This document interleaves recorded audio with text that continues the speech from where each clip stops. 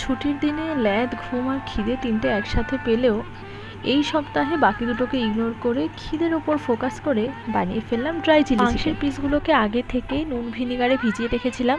এভাবে ভিজিয়ে রাখলে কিন্তু মাংসটা বেশ জুসি আর সফট হয়। এবার এই মাংসে 2 কাপ কর্নফ্লাওয়ার, 2 কাপ ময়দা, আদা রসুন পেস্ট, স্বাদ মতো লবণ আর একটা ডিম ভেঙে ভালো করে মাখিয়ে নেব। কড়াইতে তেল গরম করুন আর ম্যারিনেট করা মাংসগুলোকে মিডিয়াম থেকে লো আঁচে ভালো করে ভেজে নিন। ভাজতে ভাজতে কয়েকটা পিঠে চালান হয়ে যেতে এবার ওই গরম তেলেই আদা আর রসুন কুচি দিয়ে দিন। স্মেলটাকে এনহ্যান্স হতে দিন, কিন্তু খেয়াল রাখবেন যেন পুড়ে না যায়। একটু নাড়াচাড়া করার পর কিউব করে কেটে রাখা ক্যাপসিকামগুলো অ্যাড করুন। ক্যাপসিকামটা একটু নরম হয়ে এলেই তাতে দিয়ে দেব পেঁয়াজ। পেঁয়াজ আর ক্যাপসিকাম একসাথে হালকা ভাজা হবে।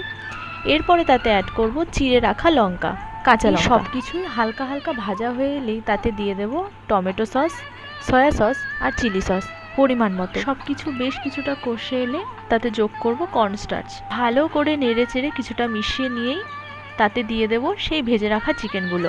এরপর কষে যাওয়া মশলাটা চিকেনের সাথে ভালো করে মিশিয়ে নিতে হবে। প্রিপারেশন কিন্তু একদম শেষের দিকে। এরপর আর বেশি নাড়াচাড়া করার প্রয়োজন নেই। কুচি করে রাখা ধনেপাতা উপর থেকে ছড়িয়ে দিলেই ড্রাই চিলি চিকেন রেডি। যারা এই ডিশটা একটু মিষ্টি মিষ্টি খেতে পছন্দ করেন তারা এর মধ্যে মধু অ্যাড করতে পারেন, আর যারা একটু ঝাল ঝাল পছন্দ করেন তারা লঙ্কার গুঁড়ো।